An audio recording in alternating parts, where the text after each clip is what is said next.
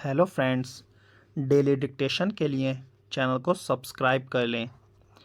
Friends, जो लोग भी उत्तराखंड एपीएस या किसी भी अन्य एग्ज़ाम की तैयारी कर रहे हैं वो इस डिक्टेशन को ज़रूर लिखें। यह डिक्टेशन 5 मिनट की है जिसमें लगभग 400 शब्द हैं। यह डिक्टेशन 5 सेकंड बाद शुरू होगी।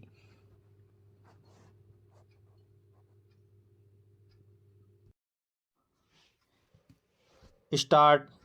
आज का युग तकनीक और नवाचार का है, जहां भारत भविष्य की राह पर तेजी से अग्रसर है। सरकार की नीतियां और डिजिटल पहल इस दिशा में मजबूत आधार तैयार कर रही हैं। नवीनतम सरकारी आंकड़ों के अनुसार डिजिटल इंडिया अभियान के तहत 2025 तक इंटरनेट उपयोगकर्ताओं की संख्या 90 करोड़ तक पहुंचने की संभावना है। यह तकनीकी क्रांति शिक्षा, स्वास्थ्य और रोजगार के क्षेत्र में नए द्वार खोल रही है।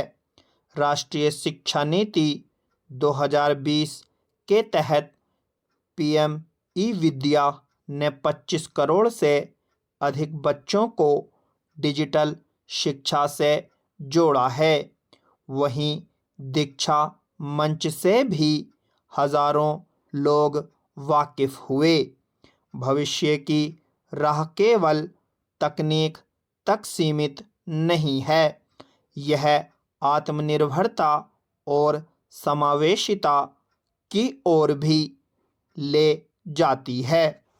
वर्ष 2025 तक 100% डिजिटल साक्षरता का लक्ष्य ग्रामीण भारत को सशक्त करने की दिशा में एक क्रांतिकारी कदम है। हाल ही में बजट 2025-26 में शिक्षा के लिए 1.48 लाख करोड़ रुपए आवंटित किए गए, जो गुणवत्तापूर्ण शिक्षा और कौशल विकास पर जोर देता है। चुनौतियां हैं साइबर सुरक्षा की, पर दृढ़ संकल्प और सामूहिक प्रयास से भारत एक उज्जवल भविष्य की ओर बढ़ रहा है। केंद्र सरकार ने सांसदों के वेतन में 24% बढ़ोतरी की है। इसी तरह उन्हें मिलने वाले अन्य भत्तों में भी वृद्धि की गई है। अभी कुछ दिन पहले कर्नाटक सरकार ने भी विधायकों के वेतन और भत्ते बढ़ाए। मध्य प्रदेश सरकार भी विधायकों द्वारा कर्ज ली गई धनराशि पर 4% से अधिक जो भी ब्याज राशि है। हमारे देश में लोग कभी बेटियों की शिक्षा पर ध्यान नहीं देते थे। उस वक्त बेटियों की शिक्षा के महत्व को सावित्री बाई फुले बखूबी समझा और उन्हें पढ़ाने के लिए स्वयं आगे आईं। इसके लिए उन्हें कई चुनौतियों का सामना करना पड़ा, लेकिन वे पीछे नहीं हटीं।